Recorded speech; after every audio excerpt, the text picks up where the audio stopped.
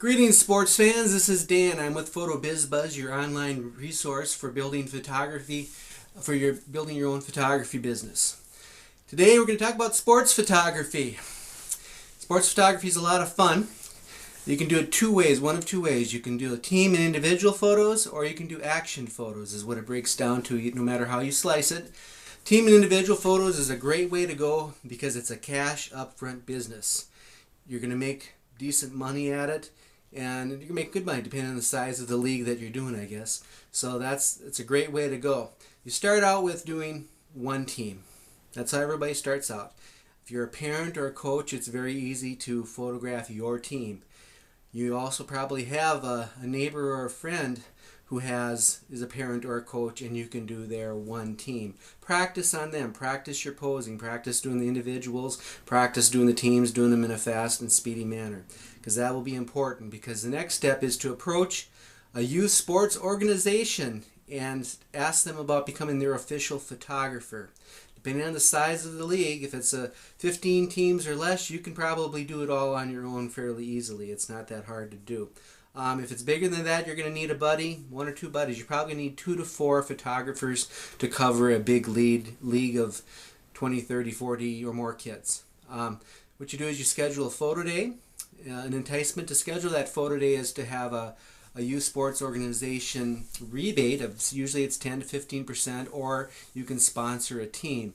If you have the choice, sponsor the team, because then you not only do you are you paying for the sponsorship, but then you're also paying to have your name put on jerseys. And so having all those your little teams running around town with your name on is high visibility and good publicity for you. So that's a route you may want to take. But just like I said, approach your organization and see where they're at. Sometimes they take bids. Sometimes there's a lot of ebb and flow when it comes to hiring photographers. Sometimes they'll have the same one for years and years. Sometimes they will be switching every couple of years, and intentionally switch every couple of years just to give everybody a chance at it. So it just depends on the culture and the league that you're dealing with, in terms of how that all works. Like I said, it's a paid upfront cash business. You hand out the order forms to the coaches. They hand them out to the players with the time and the date of the photo shoot on them. After the photos you distribute the photos the same way. Once the photos are printed up, you put them in the order forms, or you put them in an order bag, and you hand those out to the coaches. They then hand them out to the kids, so you don't have to pay any postage. So it's a very good route to take. The order forms will have various packages that you offer. The littler the kids, 99% of them will order. The older they get, they won't order as much, but they typically will order bigger, especially when you get into the high school realm of things. And that's another place you can start out, is at your high school, because coaches have the leeway to decide who does their team's photography. No matter how you cut it, they may have an official school photographer, but sometimes those photographers, for whatever the reason, those coaches may not like that photographer, and they may decide to choose their own. That's very common. Coaches are very independent, so that's always an opportunity for you. As far as while going back to the traditional business model, you hand out the order forms. The order forms go to the parents. The parents pay for the pictures. It has the date, the time, they show up. You take all the kids on that team. There should be a roster form that you include in the paperwork. What that is it's going to list, the coach will list all the names of the kids on the team on that, or maybe even just copy of the roster. But that's going to be important, because you're going to take the kids' pictures in that order, because that's how you know what goes to order and who that kid is.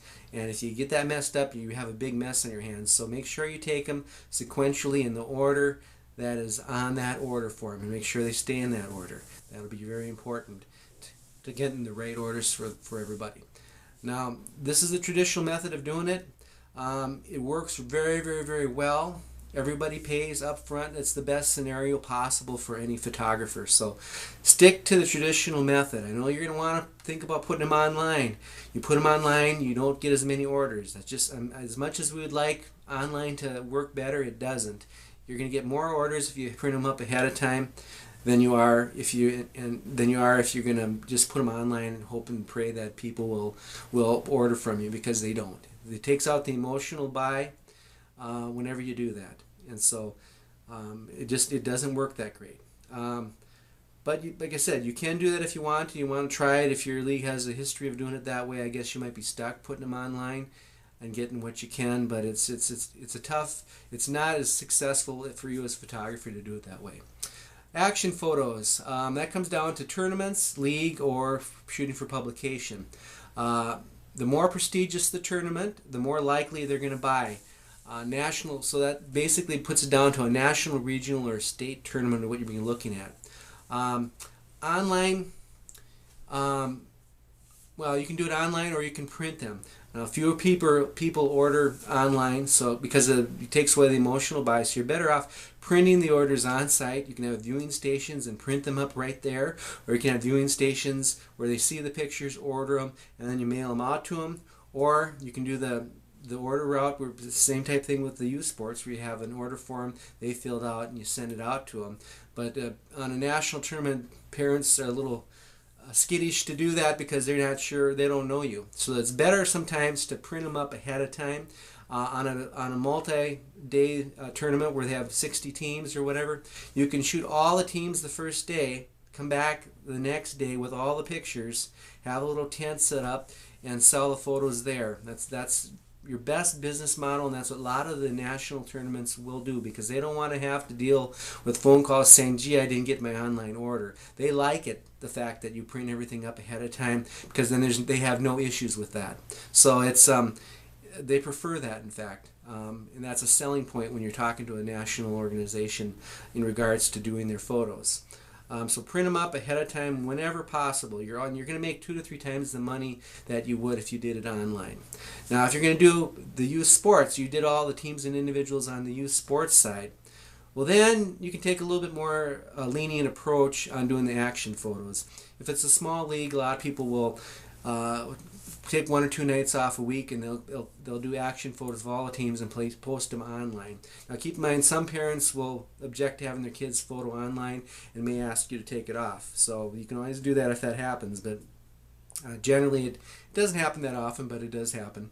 But put them online, and then if they order, they order. If they don't, they don't. There's really no skin off. You're going to consider it gravy. You just got the meat and potatoes by doing the whole league.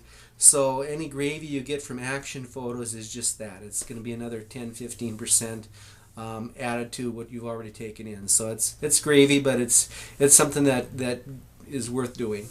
In terms of for publication, basically you query or write to magazines, contact magazines, newspapers, sports publications, and ask them about what they charge for a cover shot, how you go about doing it, find out the procedure for doing it. Perhaps you can even become one of their photographers for your state.